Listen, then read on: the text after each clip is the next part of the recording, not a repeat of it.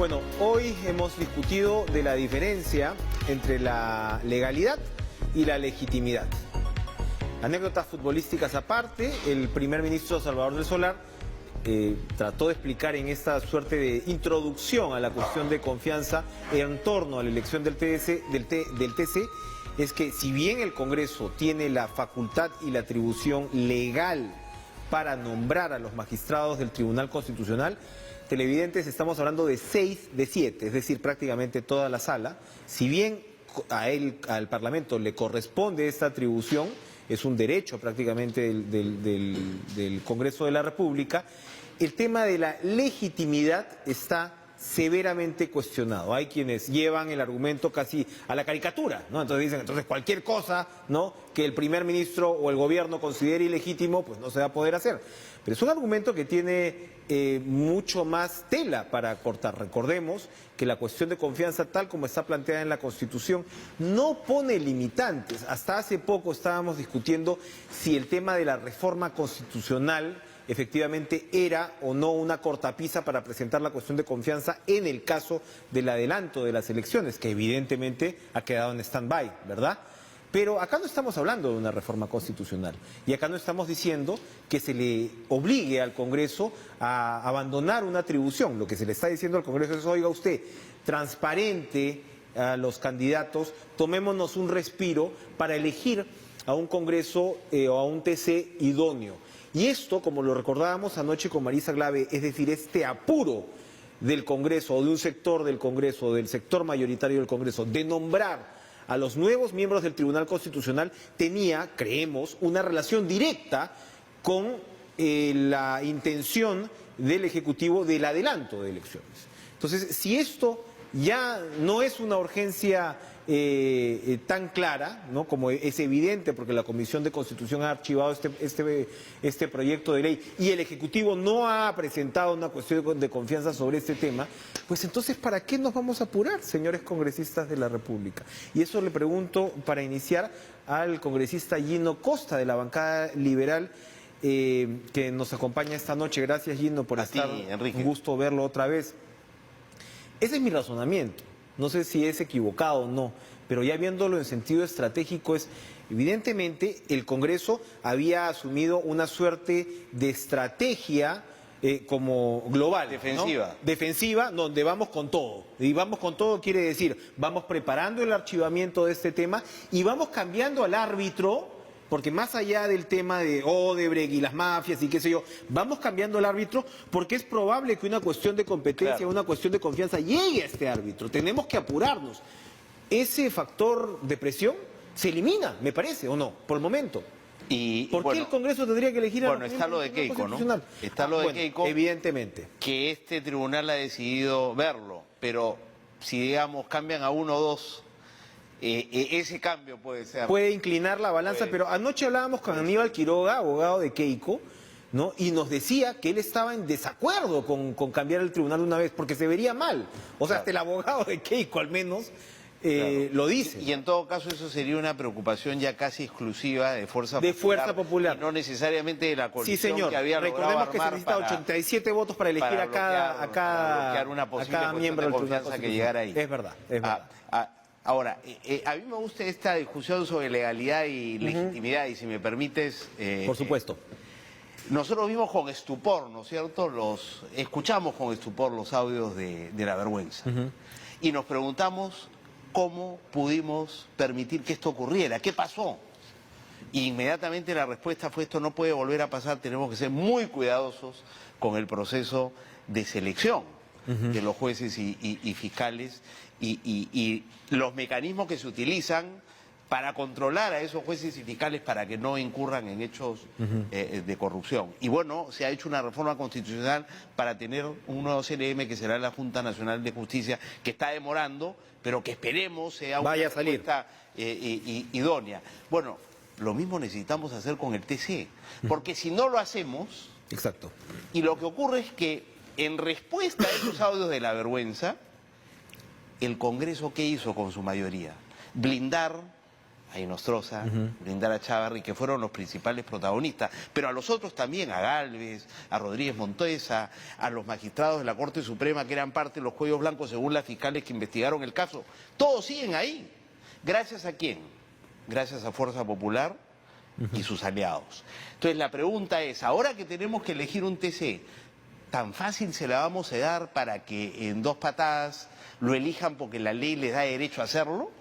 Más que nunca hoy necesitamos exigir, claro que sí, si ellos tienen derecho que lo hagan, pero bajo un proceso que dé garantías a todos. Y eso, sobre todo al país, de que ese TC va a ser un TC impecable. y que nos trae a la memoria precisamente lo que fue la diferencia entre la repartija y el proceso que le siguió.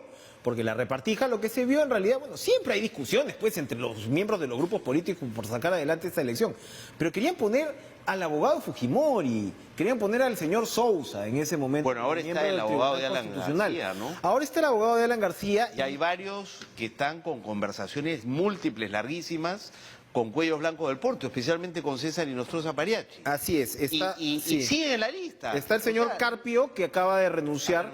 Pero hay otros 3 que no han renunciado ni los han retirado. Exacto. O sea, la comisión especial no considera que esa es una causal para excluirlos. Para digamos, en el mejor de los casos, oiga, usted no se candidatee ahora al Tribunal Constitucional, pues, ¿no?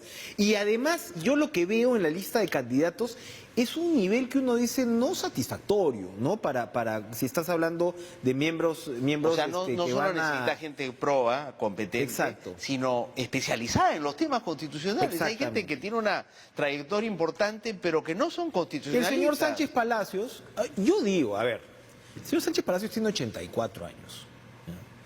Si hay un criterio en el Poder Judicial donde también vas jubilando a los miembros de la Corte Suprema con el criterio lógico que tiene que ver, por supuesto, la experiencia te da muchísimo, pero también hay un criterio de jubilación. O sea, el ser humano va respondiendo también a ciertos parámetros naturales, biológicos.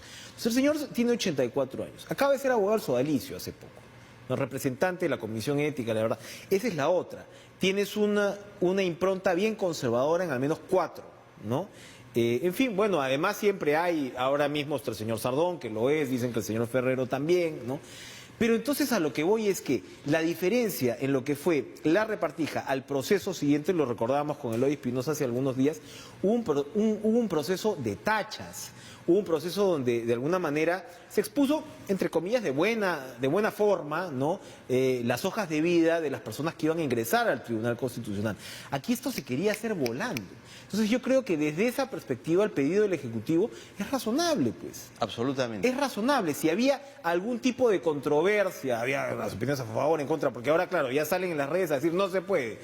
¿Por qué no se puede? Si no tiene limitante la cuestión de confianza. Y acá no estás abordando ni siquiera una reforma constitucional. Le estás diciendo, en el contexto que tú señalas, de los cuellos blancos, de la corrupción y demás, estás diciendo, oye, espérate un ratito, elijamos bien. Eso no me parece, pues, lógico. Nada, ningún pedido, pues, y lo que se dice ¿no? Lo que se dice es que se está respetando los plazos. Pero los plazos lo que dicen es que una vez que tienes la lista de candidatos, tú tienes 7 días para ponerlo en conocimiento del Pleno. Pero no te dice cuánto se debe mejorar, digamos, la comisión especial desde que se instala hasta que tiene la lista. Y los antecedentes son que cuando has tenido elecciones grupales como la de ahora, los plazos han oscilado entre 65 días y 187 días, o sea, un poquito más de 2 meses y 6 meses. El tiempo que ha tomado la comisión especial elegida por el Congreso para filtrar los candidatos y decir, ok, estos son los que nosotros le recomendamos al Pleno para su votación. Así es, así es. ¿Tú sabes cuánto ha demorado en esta oportunidad ese proceso? 5 días. No puede ser. Y los 5 días, digamos, corrieron desde que se instala la comisión y el día que llegan las candidaturas a la comisión especial toma media hora en recibir las 14 candidaturas, sacar 3 y quedarse con 11. No han explicado por qué sacaron esos 3 y no han explicado por qué se quedaron con esto en media hora, Enrique. Entonces, esos plazos lo que te dicen es que no ha habido un filtro serio, se está haciendo confianza en una representación parlamentaria que no tiene mucha legitimidad precisamente por haber sido tan laxa por decirlo menos, con los gravísimos hechos de corrupción. Si la aprobación del Congreso es la que es hoy, es gracias a su connivencia con la corrupción. Entonces, son esas bancadas las que ni siquiera han hecho un esfuerzo mínimo por establecer un procedimiento que dé garantías al país. ¿Qué va a pasar el lunes? Porque, a ver, lo que también se está diciendo es ok, el señor del Solar puede ir cuando él quiera, pero primero vamos a votar No, yo creo ¿qué va a pasar? Una cuestión de confianza amerita que sea primero escuchado y que él presente la cuestión de confianza. Es prioritaria, ¿verdad? Y ahí él tendrá que decir, oye, mira, yo no pretendo interrumpir esto, porque esto es, digamos, lo que traemos nosotros es lo que debería ser un buen proceso de selección, o sea, que tú publiques las hojas de vida, que hay un periodo de tachas, para que la ciudadanía, los colegios de abogados, digan, oye, este señor no, este señor sí, lo respaldamos, y que hayan entrevistas públicas a los candidatos como hay en todas partes del mundo. Lo mínimo que se exige. Exacto. Eso ya son los estándares internacionales. Aunque tú invites a los candidatos, tiene que haber un... Entonces, eso es lo que está trayendo el Ejecutivo diciendo, oye, estos son los requisitos mínimos que se respetan en todo el mundo. Votemos esto, pero no para el próximo proceso, hagámoslo ahora para darle legitimidad a este proceso. Ahora, el Congreso puede perfectamente decir, oye, lo hacemos para la próxima vez, pero vamos a elegir a este tribunal claro, a las patadas. No, y es un tribunal que se va a quedar, que son 6 años de mandato, 5 o 6 años de mandato. 5 años de mandato. Y normalmente se queda más. Entonces, oye, es la oportunidad para el Congreso para reivindicarse después de la barbaridad que ha hecho de enterrar el adelanto de elecciones de la manera que lo ha hecho, ¿no? No, claro, ni siquiera pasando por el Pleno. Habiéndose burlado de la comunidad internacional a través de la Comisión de Venecia, ¿no es cierto?, engañado al país de que íbamos a esperar hasta el 12 de octubre, cuando los comisionados todavía estaban acá despidiéndose de Lima en su último día. Yo me he cruzado con ellos en la catedral, fresquito, ya la señora Barta tenía el dictamen. ¿Qué le dijeron? ¿Le llegaron a comentar algo los miembros de la comisión? Yo los saludé de lejos, pero el miércoles... No entendían, seguramente, como las caras de los memes que hemos visto en estos días, no entendían qué pasaba en este país. El dictamen de 64 páginas, con unos argumentos. Mira, uno de las conclusiones del dictamen es que la Asamblea Constituyente no está en la Carta Magna. Y no hay en la propuesta del Ejecutivo nada que tenga que ver con la Asamblea Constituyente. Nada que ver. Absolutamente. Le están respondiendo a las bancadas de izquierda ahí, pero no tiene nada que ver. Nada que ver. Después hay otra conclusión, que es el Ministerio de Justicia se ha manifestado en contra del proyecto. Claro, como han habido proyectos de fuerza de Acción Popular. Exacto. Y de Frente Amplio antes. Anteriormente, estamos hablando. En su momento, otro ministro. De una respuesta a la crisis política actual. De Justicia ha ido con el Premier. ¿Cómo puedes tú tener en unas conclusiones de página y media decir que el Ministerio de Justicia está... Lo de la Comisión de Venecia ha sido vergonzoso porque se comprobó como desde el primer momento que Pedro Lechea le pide la opinión a los constitucionalistas, insisto con eso, ahí la lista de preguntas que le manda Pedro Lechea es pues su agenda, pues, ¿no? ¿Qué pasa si yo no tramito, no? ¿Qué pasa si...? O sea, ya estaba decidido, en realidad estaba buscando argumentos para vestir ese árbol de Navidad, ¿no? Pero, no, guirnaldas de alguna manera para un árbol de Navidad que ya estaba plantado. Pero lo de la Comisión de Venecia ha sido vergonzoso porque efectivamente se le ha dicho al país, ok, miremos a una suerte, si no de arbitraje, de opinión internacional, ¿no?, coherente, pero han corrido, ha terminado. Nosotros exigíamos tener un cronograma y que corriéramos. El Carnaval de Venecia terminó. Nosotros exigíamos un cronograma para saber a qué atendernos y que corriéramos, porque no teníamos todo el tiempo del mundo si queríamos tener referéndum y adelanto de elección, y nos dijeron hay que esperar que se pronuncie la Comisión de Venecia, que ya está por venir, y se pronunciará entre el 11 y el 12 de octubre. Oye, pero es muy tarde. Ya la tenemos en camino y aceptaron nuestra invitación. Exacto. No, ha sido una burla. Y lo otro, Enrique, que hay que tomar en cuenta es que se le exigió al gobierno diálogo, que esto no se podía imponer a las patadas. Y el Premier continuó dialogando. Usted nos va a contar después de la pausa cómo ha sido el proceso de diálogo que Salvador del Solar, detrás de cámaras, emprendió pues en los días anteriores a este zafacoque. Vamos a una pausa, regresamos con más.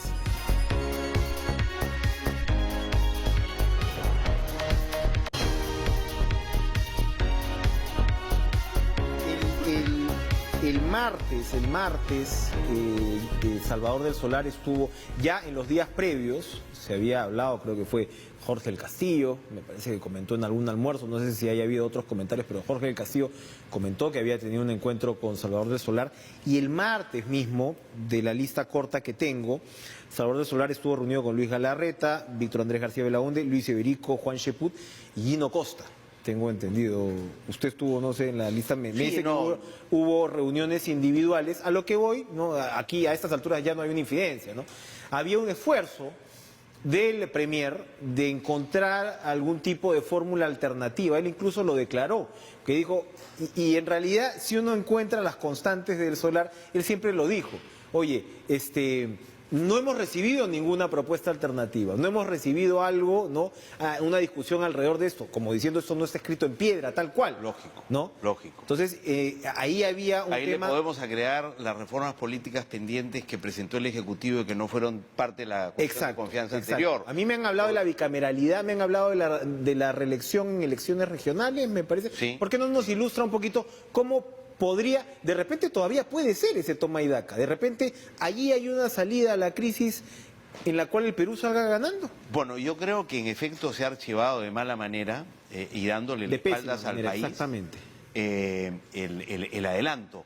Pero la vigencia de la iniciativa sigue ahí, porque es para contrarrestar los efectos perniciosos en el sistema político de la crisis en la que estamos, el enfrentamiento entre el Poder Ejecutivo y el Legislativo, la manera como el Legislativo ha obstruido la acción de la justicia, blindando a gente como Chávarri y los cuellos blancos, y la manera como se ha comportado la mayoría en realidad en relación con el Poder Ejecutivo, ¿no? Entonces, eso no va a cambiar. Eso no va a cambiar. Y la crisis de legitimidad de toda la clase política como consecuencia del abajato, ¿no? O sea, todos están embarrados. Entonces, y pensar que va a haber un entendimiento, perdón, con la mayoría fujimorista a partir de ahora entre el Ejecutivo. Esa confianza está rota. Eso no la ha habido en los últimos 3 años. Eso no se va a restituir. ¿Cómo estamos en este momento? Nuevamente cuestión de confianza, amenaza de vacancia. Entonces, perdón, Jenny Vilcatoma acaba de denunciar al gabinete, al presidente y a todo su gabinete conspiración.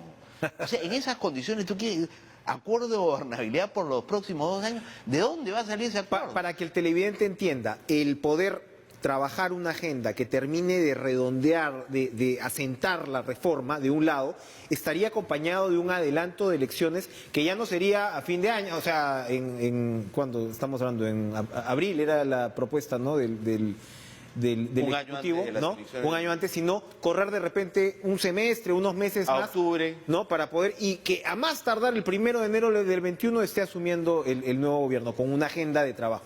Eso entonces no está perdido. Esa posibilidad puede todavía ser trabajada. Yo creo que sí, porque la crisis política requiere una respuesta a esa naturaleza, cortar el mandato y construir alrededor del adelanto lo que se pueda construir en términos de reformas del sistema político y electoral. Están sobre la mesa las que presentó el Poder Ejecutivo, las que podría presentar la mayoría en el Congreso, el retorno a la bicameralidad.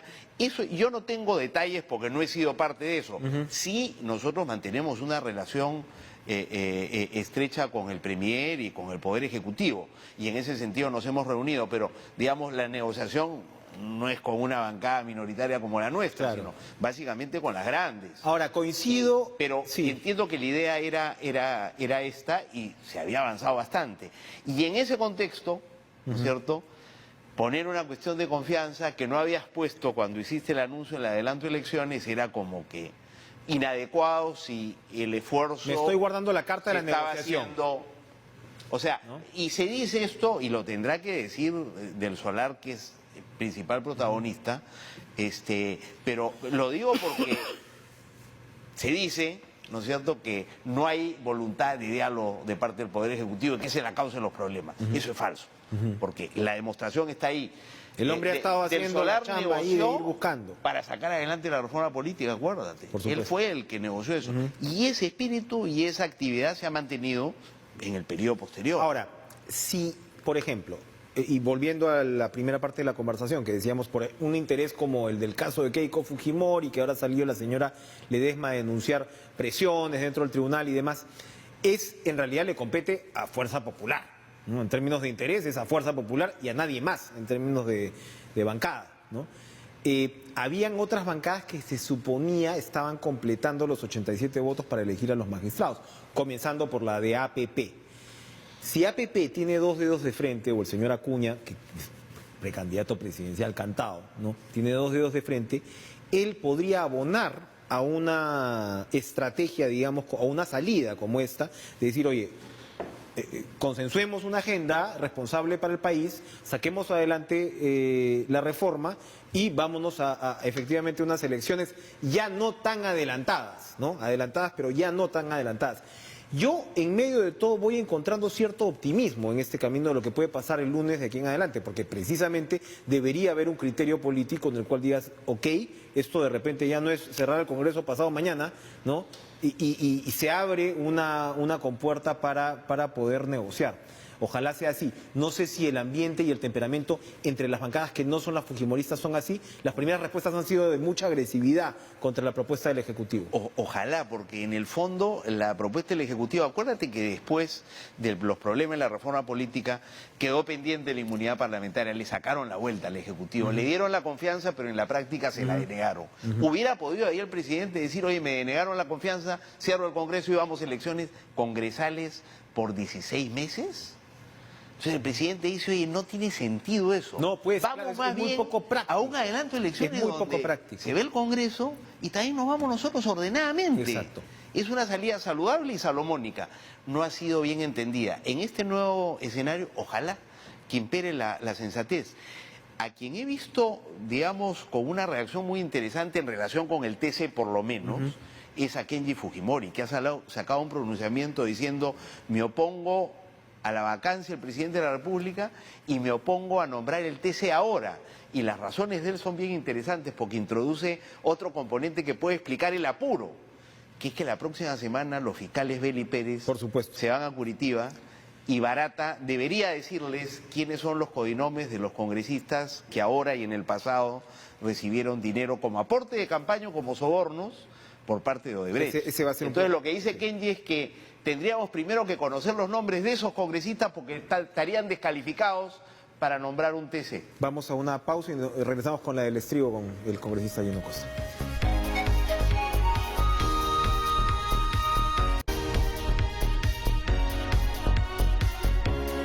Tenemos un minuto, Gino Costa. Ok, el lunes esperemos se logre un buen resultado con el TC. Estamos con un raro optimismo, con un extraño optimismo, pero pensemos así. Hay quienes han señalado que Vizcarra podía renunciar, que esa era una de las posibilidades, o de que diga, ¿sabe qué? Hasta luego. ¿Ese sería un escenario dantesco? Sí, yo lo veo muy comprometido en este esfuerzo por sacar adelante la lucha contra la corrupción. Ya no se puede ir a la mitad del partido. Yo creo que él es consciente del rol que juega en ese esfuerzo, en términos institucionales incluso, ¿no? Porque tener un presidente que alienta, digamos, no es un presidente que digita, porque, no, claro, digamos, hay absoluta independencia de poderes. Pero sí es importante tener un presidente que hizo la lucha contra la corrupción es una prioridad de mi gobierno y debe ser una prioridad del país. Y yo defiendo a los fiscales y a los jueces que se fajan. Entonces, comprometido con ese esfuerzo yo no lo veo por la frustración que le debe generar cosas como la ocurrida el otro día, tirarle esponja. No lo veo. Bueno, vamos a ver qué pasa en Brasil entonces. Eso nos va a marcar un derrotero y por ahí que la Comisión de Venecia dice que todo era constitucional. Sería hilarante, ¿no? Realmente sería fantástico. Vamos a ver qué ocurre. Yo creo la actitud de Venecia ha sido muy positiva con el gobierno y nosotros hemos tenido nosotros fuimos parte de las bancadas que dijimos no estamos de acuerdo con las preocupaciones del presidente Olaechea y nos han escuchado, digamos, con una actitud de decir, claro que sí, tienen razón, o sea, esto es clarísimo. En ese caso no habían entonces fotos para memes cuando hablaron con su bancada, como la que hemos visto en algunos casos con Jenny Vilcatoma y demás. Gracias, Gino, por acompañarnos esta noche. Tengan un excelente fin de semana. Ojalá que siempre los fines de semana ayudan un poquito a respirar, ¿no? Y que finalmente los actores políticos lleguen a ese magno, ¿no? Hemiciclo el lunes y puedan sopesar la situación y como digo, reaccionar como se debe. Buenas noches, sigan con la programación de TV Perú, nos vemos el lunes.